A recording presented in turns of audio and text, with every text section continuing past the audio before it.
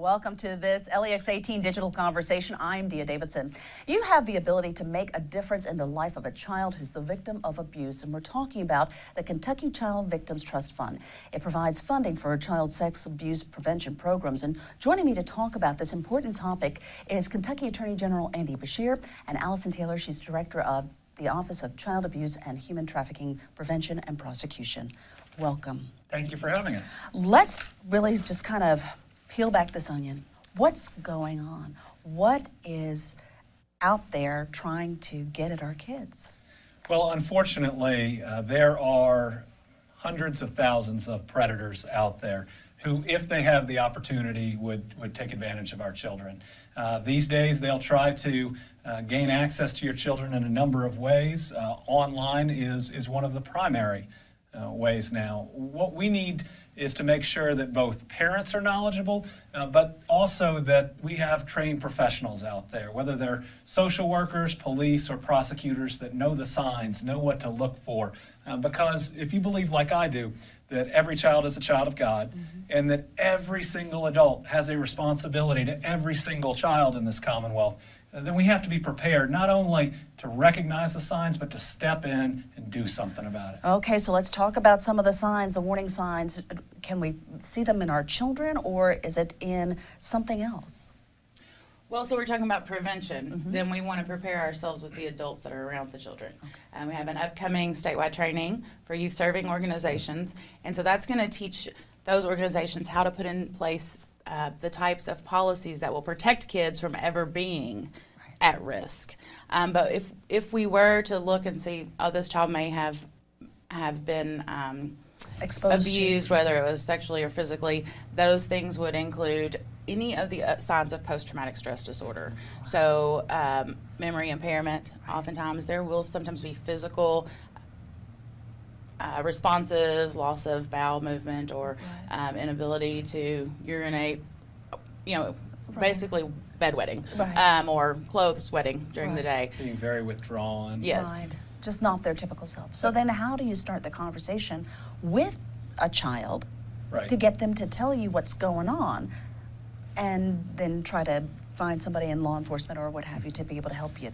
Well, the first thing that we'd suggest for all parents is to make sure you monitor your child's online activity. Make sure that computer or that tablet is only used in a common room. Track as much of the activity as you can.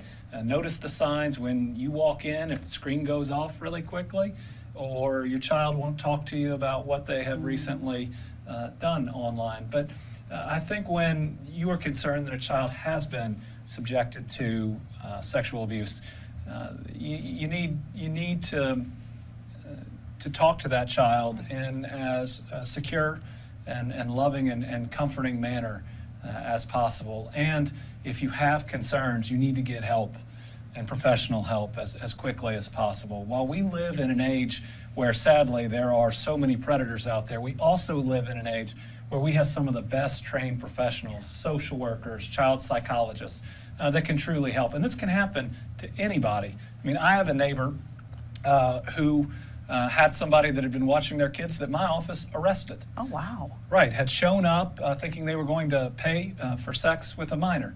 And so this family took their children to a child psychologist. They didn't think that there had been an issue, but they wanted to take those steps because our kids are precious. Yes. And so anytime you're concerned, make that extra effort. Yeah, because we were talking about it. It's listening to that little inner voice, that gut, isn't it? Right. Yeah.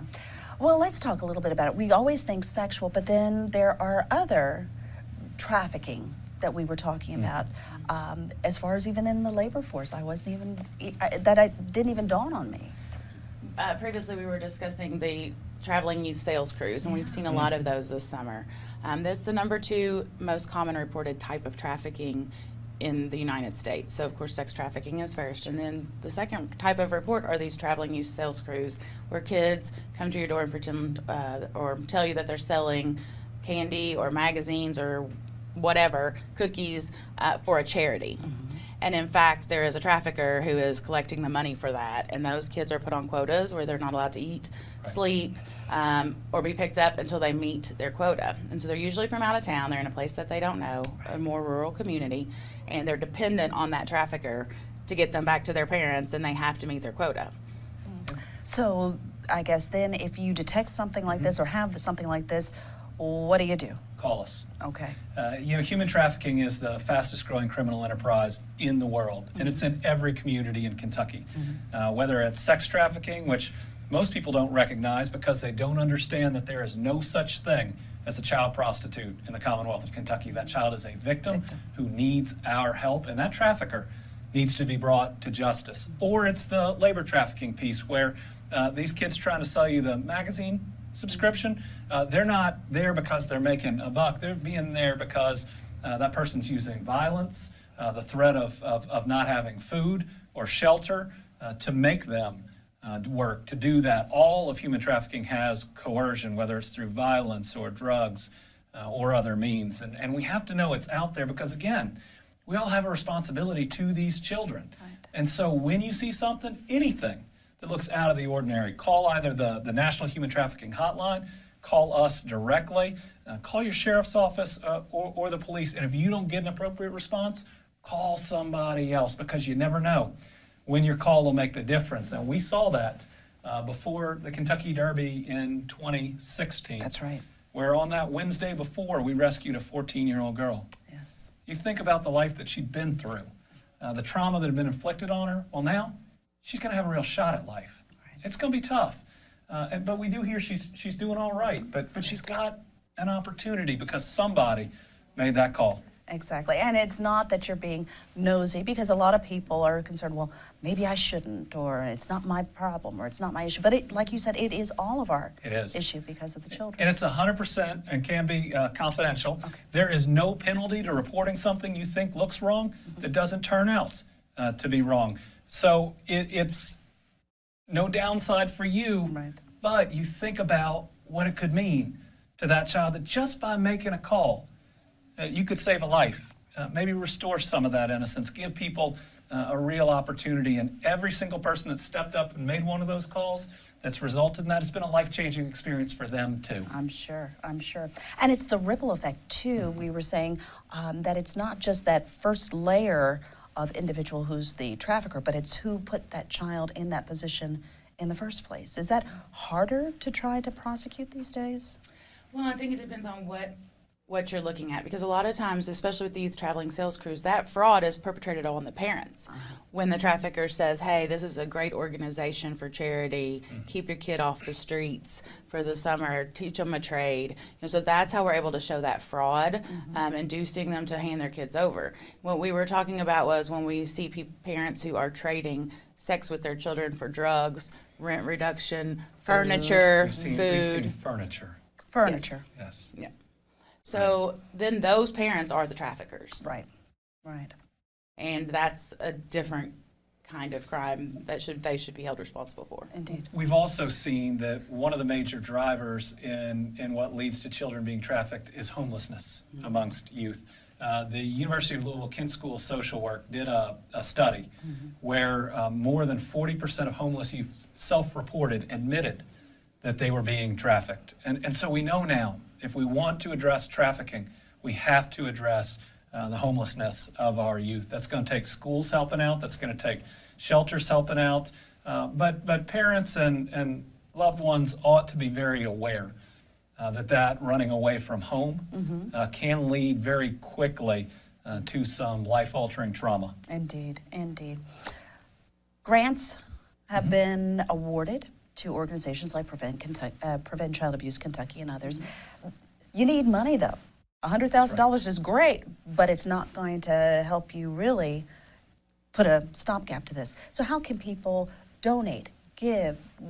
How do you do it? Where do you do it? They should know that these dollars are critical. That Child Victims Trust Fund does two major things. It funds these prevention programs where hopefully every youth-serving organization will have those right policies and procedures that'll keep kids safer. We also train 1,600 people statewide Right. with those dollars to recognize the signs Right. and to step in. So we created a new army that's out there protecting children. But the other thing it does is for those children who have been abused, it pays for the sexual assault kits that is administered at our child advocacy center. So it helps us seek justice.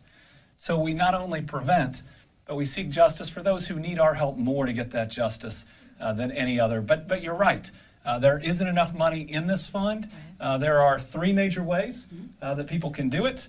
They can contribute directly to the Child Victims Trust Fund, which is a 501c3. They can buy an I Care About Kids license plate. That's the license plate with the crayons on it. It's an amazing license plate, and it helps out. Then the third way is next year on their taxes, there is actually a checkoff box. Really? Yes, where they can contribute money, I believe it's even pre-tax money, to the Child Victims Trust Fund. We'd hope everybody do all three. Right. But everybody can contribute just a little bit and truly help the children in the Commonwealth. And it'll build up so quickly. It does, and Allison helps lead the board that ends up deciding how to distribute this money, and I don't think we've ever done it better, that we have had better results. I think we're seeing great results, definitely, especially with our statewide training initiatives. Unfortunately, there's been no drop in that need to do those child sex abuse exams, but we know that obviously we want to get these kids before they become a victim. That would be great if we got to the point where we didn't have to pay for child sex abuse exams anymore. But all of the money that goes into the Child Victims Trust Fund is by donation. So there's no state money going into that fund, and it's really important that people know that their money is going to the work that they want to see done with it. And that's an important point. See, no one that works in or around that fund is paid by the fund. The Attorney General's office provides all of the employees that work in or around it. So every single dollar that somebody contributes, every single dollar from that license plate goes to actually help either prevent abuse or seek justice for those that have been abused. And healing. Yes. And healing. Thank you both so very much for stopping by. And we thank you so much for watching this LEX18 Digital Conversation. Be sure to follow us on lex18.com for more. I'm Dia Davidson. Until next time.